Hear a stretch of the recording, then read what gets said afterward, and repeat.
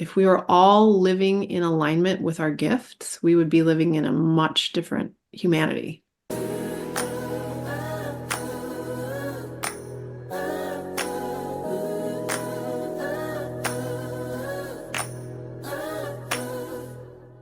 Welcome back to the LaCroix Show. I have a very special guest with me today, and I'm excited to introduce you to the brilliance and the beauty and the wisdom of Sarah Entrup. Sarah has been studying and teaching tools of transformation and awakening for her entire adult life.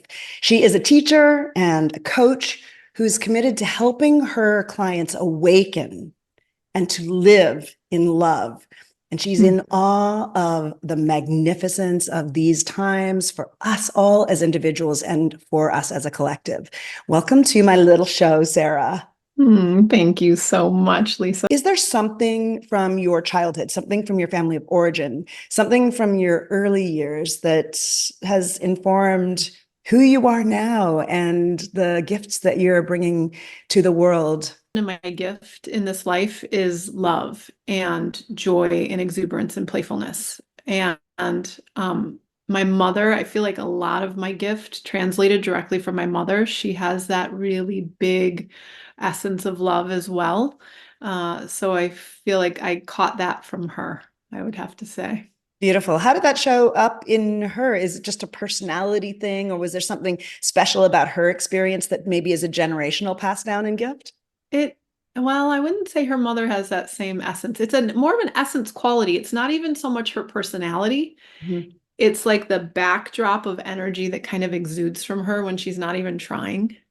She was very, I mean, because she can be, short and snappy and all the things out here, but the underlying energy I always felt from her was loving and kind of very wrapping in a motherly way. I really want to celebrate something about your personality and who you are and how you show up in the world in a way that I think is really unique.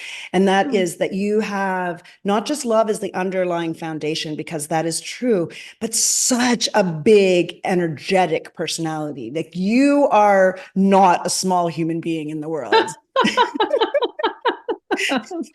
And I say that with the most reverence and love. I've had a chance to practice with you a few times, and the level of energetic power that you transmit is palpable and deep, and it's just powerful and beautiful. And I guess I'm a little curious to know, where is that just something you came in with, or is there something else to it?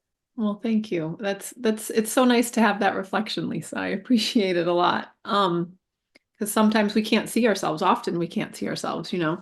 And I definitely feel like I came in with quite a bit of power and quite a bit of fire.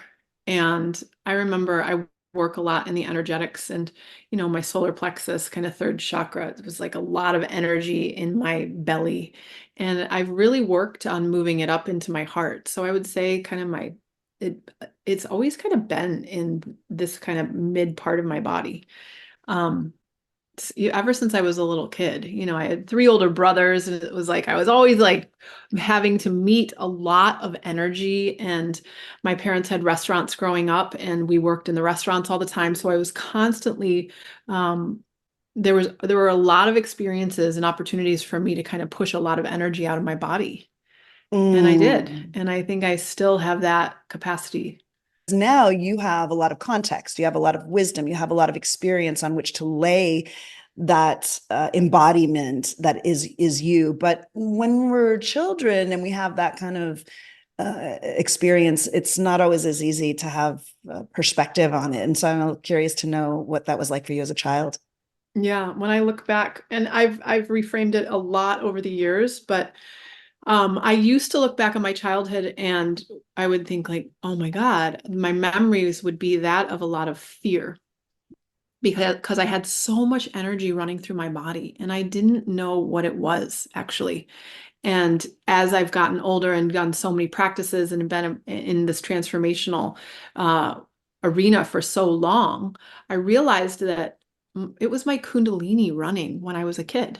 Yes. And it never stopped. And it's never stopped my whole life. I just didn't have any context for it. And so it was kind of scary. kind of intense. That's why I asked that, because I could imagine as a child that the type of energy that you carry with you, that you bring to the world that you experience in yourself, might have been intense and scary and a little bit unknown. Can you just talk a little bit about Kundalini? Because I don't think it's ever been mentioned on my show before. Yeah, yeah. It's the primal, primary life force energy. Forget the snazzy, jazzy word. It's just everyone has it within the base of their bodies. It happens when we have really good sex. It happens a lot of times when we get sick. It's a very healing energy. It happens when we're birthing. It happens when we're dying. It's this really vital life force energy. And I call it the awakening force. It is the awakening force that moves through our bodies. And when we turn it on, it's a lot of juice. It's a lot of power, and it has the ability to really transform us into what I think of as our truest selves. It sounds like the way you're describing it, that I would translate that to say that everyone has it because it is life force energy. And from how you're speaking about it, I'm assuming that there also is, and from what I know of Kundalini energy, that there's always greater access to it through various practices and through awareness or mindset. Can you talk a little bit about that again for people who might not really know anything about Kundalini? It is dormant in most people. And most people who are really plugged into the culture and kind of disconnected from the earth, which sadly most of us are, that energy is more dormant in the body. And who knows why, but mine was always running, always, always, always running. And in some people, it's just more alive and active, but there's an ability we definitely have the potential to awaken it. And that's kind of what I've committed my life to a lot, is this awakening force, and really moving this awakening force through our bodies and through our consciousness and through our hearts and through our sex, so that we're more vital, we're more vibrant, we're more in life. We're not on the sidelines, watching or half out. When that awakening force is alive in you, you're just kind of all in. I saw the post that you wrote about the experience of your divorce. So I don't know where's a good place to start on that topic for you. Is there an entry point that you can feel? Do you want to just even talk maybe about the challenge that maybe divorce was for you? Because I think that sometimes it isn't talked about, and people go through this pain and suffering and really see no way through. Yeah, completely. And it leads right into my core wound. Yeah. It really does. And to me, that's the place for me to start my story of it, is when I was giving birth to my second child, my daughter. Something happened in the birth that really cracked me open to my core. And I knew from the moment I conceived her that everything was going to change, like everything. I had to clean up my lineage and all of the pain and everything so that she didn't have to carry it on. I just knew it. And so in her actual birth, I kind of there's a part of me that left, and this pain opened up, and it took me a good 7 years to really work it all the way through. And it was deep, deep, deep pain, trauma from my childhood, from my mother, epigenetic, who knows? But in that experience, it's so clear in my body that's when my marriage started to break. And um, in that experience of kind of losing myself, fracturing myself, it fractured everything, the foundation of our relationship too. And I stopped not liking him. And it was really hard. And it was really painful to have two kids and find myself in this internal struggle. And I've written a lot about it recently. And he had his side of the divorce and things that he could have done or didn't do or whatever. But from my standpoint, it was like I cracked open so much pain inside of myself that he couldn't help me even if he tried. And he did try, but it was a journey that I had to go through for myself. It was an initiation into something different for me, a deeper experience of my life, a deeper cleansing of my whole line. And in that cleansing and clearing of my female line, it was clear that my relationship to love and men had to be rewired and reset. And so, yeah, it was a long process of us untangling. It started when we separated when my daughter was 4 and my son was 6. And we separated houses. And then it took us a good 3 years after that to say like, okay, we're gonna get divorced. And then the continued process of untangling but now, now we're at almost 7 years, I think, and we're good and it feels right. It feels right. We have good relationship as co-parents. We talk or text probably every single day because our kids are still young. They're 12, almost 13, and 10 now. And yeah, it's been the initiation of my life. It's the hardest thing I've ever had to go through. And I don't recommend it at all, and that's one of the reasons too. Like when I got divorced, I was like, oh my God, I could see the things that led up to it and the disconnection and the closure and the past wounds. And that's a lot of what perpetuated my work and moved my work in the direction of intimacy and helping couples really have a deeper foundation in love for themselves and then an intimacy and love with each other. I'd love to connect the dots a little bit more on how your process, how your healing for your daughter necessitated you going through the pain of the divorce and the disconnection with your ex-husband.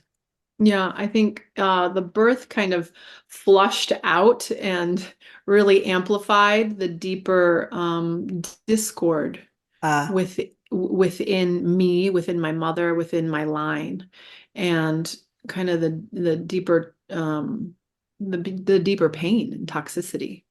And I remember so clearly rocking my daughter. She was probably 4 months old, nursing her in her room, rocking her to sleep. And this weight just coming over me. And it was just like, oh my God. And and it was like this blanket of not liking my life anymore, not liking my husband, not liking anything anymore. And I was like, this isn't me. I could feel it happening. I was like, this isn't me. I love my life. I love my husband. I love it.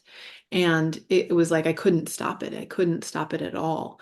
And yeah. it just kind of descended on me. And it was my mother's pain. It was my Mhm. mother's process. It was her experience of life that I inherited, that was deep in my bones, that had to move all the way through. And so that's how it correlates. When I hear you talk about that and I think about that experience for me and how common it is in the collective. I mean, it's just hard to have kids. It's hard to have a relationship. I mean, relationships are hard enough as it is, but when you add kids Yeah. into, and I love my kids. I Yeah, love my kids. absolutely. But when you add kids into a relationship in a culture where we haven't figured out how to set up the proper kinds of structures, the damage that it takes and the toll it takes on the already difficult process of having a long-term relationship, I think is Yeah. really extreme. It's really extreme. I mean, it's so hard because, we live in California. We don't have any family here. Yeah. And so this sense of tribe and community is just not a part of our reality still. Yeah. And it's very hard. It was very hard for me to be a mother, a wife, and a business owner. Yeah. And my ex and I have actually talked about that, where it was like we couldn't do all three. He couldn't figure out how to do all three, and either could I. One had to give. I could be a mother and a business owner. I could be a partner and a business owner, but I couldn't be a mother, a lover, and a business owner. It was too much. And when you're someone who's committed to love, how tragic is that? I know. I know. It's so painfully hard. So And painful. I've made peace with it. And it's like, oh, okay, this is fascinating. I have a tremendous amount of trust Mhm, in the awakening force happening, where it's like, okay, what is this trying to awaken in me, mhm. And um I'm sure at my death I'll look back and maybe I'll have the answer. Yeah, but there's a pathway and there's something that gets Yeah, forged in us always through anything that's difficult. And when absolutely. it's so central to the core of what we're committed to, when that's love, when that's relationship. I mean, I consider myself to be primarily committed in my life to relationship, Yeah, communication, relationship, and connection, yeah, primary values in my life. And so when something that is the core value gets challenged on such a deep level, yes, it really can tear you down, but then yeah. forces you to reforge yourself. Yeah, and I Mhm. feel like that is the commonality between you and I in many ways. Like I chose and I had to continue to choose to make my life better because of it, Mhm. instead of letting it tear me down and pull me, into just suffering. Do you want to share a little bit about how it came to be that you were able to put yourself back together, put your commitment back together to the world, like thrive now? You were able to write Yeah. that post that says it was the most difficult thing I went through, and now I'm good, and now we're Mhm. good. Yeah. It took a lot of time. I feel Yeah. like, right? It took Hmm. time. It took a lot of dedication on both of our parts, to keep the whole way through. I feel like we were committed to clearing with each other. We were committed to doing the deeper work, even on our way out. Hmm. And we still do. If anything is up that needs to be cleared, anything that's ruffled our feathers, we clear it. And we have regular conversations to keep clearing whatever's arisen for either of us, so that the communication is flowing and we can be around each other and be pleasant and enjoy our lives and enjoy our children. That is so important to both of us, that we're able to be together and be a family unit. So Hmm. that's been one thing that's really both of our commitment. Because if I had a co-parent who didn't want to do that, it would be a completely different story. And I know lots of people it is a different story. The other thing that really helped is I took a lot of time. Hmm. I was by myself for a good 3 years after, and I grieved. I grieved and I grieved and I grieved and I did my bat practice. I really moved through and fully felt all the things. I really did not let anything I didn't hold anything down. I didn't hold anything back in myself, and I processed and practiced through the whole thing. And it was crucial to my freedom now. Mm. So important. And then I'd say that the other thing that was so helpful for me was Kundalini yoga. Right before we separated, I started doing Kundalini yoga teacher training. And um, I went full in. That's part of my fiery personality. When I commit, I fully commit. And I started practicing every day for like an hour and a half. And I was going down to LA for regular retreats and trainings. And I did 3 years of really pretty intense practice. And it really, when I was losing my ground, when I was losing my structure, when I was losing the masculine force in my life, my husband, I had the structure of Kundalini. And it really helped to give me the ground I needed to continue on with my business and my children and life. So often people jump back into relationships so quickly. And then, of course, the old story is true, which is then they're recreating the Mhm. relationships over and over and over again.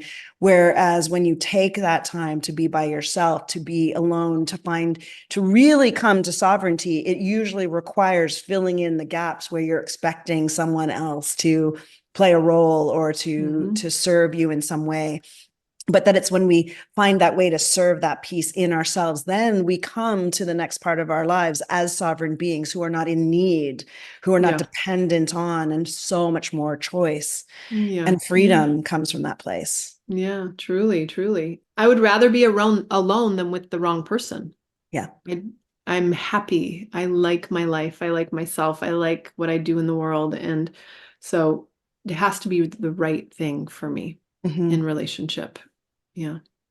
I want to speak to that a little bit because one thing I notice in my friend group, where there are a lot of people who are post-divorce in my friend group, and women in particular, that it is really not uncommon for women to be a lot more discerning about what kind of relationships they get into next because they have found a certain amount of freedom and joy in having all their needs met through their own pathway or through their friends, through their family. And as women, I think we're really lucky in that we tend towards having built community and connections and emotional and social relationships and support, sometimes more than men have had the Yeah. opportunity to do. So in some ways, it's easier for us to get to the point of saying, hey, I'm good. I'm going to choose being alone over being in the Yeah. wrong relationship. And I went through this really interesting thing last year. Part of me thinks, well, oh, am I going to be alone all my life? And if so, is it okay? And how do I resolve that with the idea that I feel so committed to love? Mm, And I got so clear in something that Kendra Kunov led us through, which was the God form exercise, where we mm, get connected to what it is that we're really in service to. And at one point, she said something like, know that this may not be true in your lifetime. This may not be for you in your lifetime. mhm, And I felt so deeply connected to the truth mm. that if it's not for me in my lifetime, I'm okay. I can still be in service of epic love. And that felt Absolutely. so liberating So and freeing. so freeing. Yeah, Yeah. I'm right there with you. And it's I have to come back to that again and again over Mhm. time. It's like it's a recommitment. It's like, oh Yeah. yeah, am I good? Am I really good? Yeah. Am I faking it? Am I bypassing something? Am I fawning, Yep. Or am I truly authentically like at peace with myself enough to let it go if I need to? And it It's doesn't mean there aren't moments, I'm sure, for you, for me, of right. yearning, of wanting, Yeah. of feeling desire or hurt or fear or whatever, because Yeah. that's just part of being a human that feels. Absolutely. Mm, Yeah. And I have relationships that are, serve different purposes in different areas, and it seems to be working yeah. for now. And I'm so thankful. Yeah. So talk a Yeah. little bit about how you work with clients. I know that you did mention that if women are going through something like a divorce or like a breakup, that you can help guide them. You coach people, you teach them. Talk a little bit about how you're in service to the awakening of people to Yeah. being in love. Yeah. So I love working with couples actually who kind of right before, there's choice points along the way, but I like to get to couples who are kind of disconnected, they feel stuck, they know there's something wrong, but they don't know how to kind of make it through. That's where I like to come in and help them open up and find right alignment with themselves and with each other. Oftentimes, when we kind of get into a stuck place, then we open up, we find that, oh, we're actually misaligned. Oh, this actually isn't in my best and highest good anymore. I actually just had a couple, they did a 6-month container with me, and through the process, they learned like, oh, we're actually not in alignment anymore in love, and bless you. And so I helped them actually transition, realize what was proper alignment for them in love, and then transition and bow out of their relationship. Mm. So I help in that direction, or I help really cultivate sexual attraction again and deeper intimacy and polarity and all the things. That's what I really love doing, is helping people turn their relationship back on. To whatever degree I'm engaged in the work of bringing people into connection with each other, I'm struck over and over again about how desperately it's needed, how hungry people are Yeah. for it, how there are just not that many pathways for the kind of connection and in polarity in relationship that also involves embodiment and all the pieces. So Yeah. it's just I feel so much gratitude for all the people in my life that I know who are doing this work, because I feel that we are all so needed. Yeah, really, really, really. I mean, even if your relationship isn't bad and you can't say like from the rooftops, it's the best thing ever. We need more tools. We need more strategies. We need more pathways to really open into a deeper experience of love with each other. If you were going to share something about what you've learned on this pathway, if you were going to simplify a kind of message or call to action or some way for people to think about, or something you'd like to see happen in the world, what might you share? And the way I asked this in my previous podcast was, what are 3 life lessons, or even one life lesson that you've learned so far that you would want to pass on for your daughter, for your friends, for your clients? Mm-hmm. Well, thinking of, my daughter specifically, figure out where you shine, figure out where your gift is, figure out where the medicine is that just is naturally in who you are and how that wants to be given in the world. Because if we were all living in alignment with our gifts, we would be living in a much different humanity. So true. If we start from the place where we're empowered, where we have the greatest depth and the greatest brilliance, then what a different world it would be. Yeah, truly. I'm going to put all of the information in the show notes about where people can find you, but do you want to just share it so people have it auditorily too, and people can know where they can learn more about you, learn more about the work that you're doing? My website, sarahentrup.com, and I'm on Instagram and Facebook. And I have a women's retreat coming up in the Bay Area. So in San Rafael, actually, in April. I'm really excited about it. It's going to be very transformational, very much about healing as well.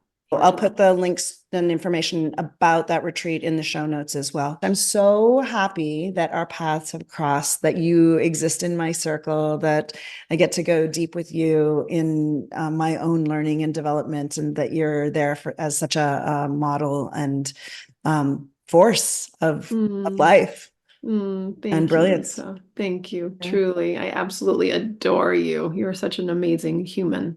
Yeah.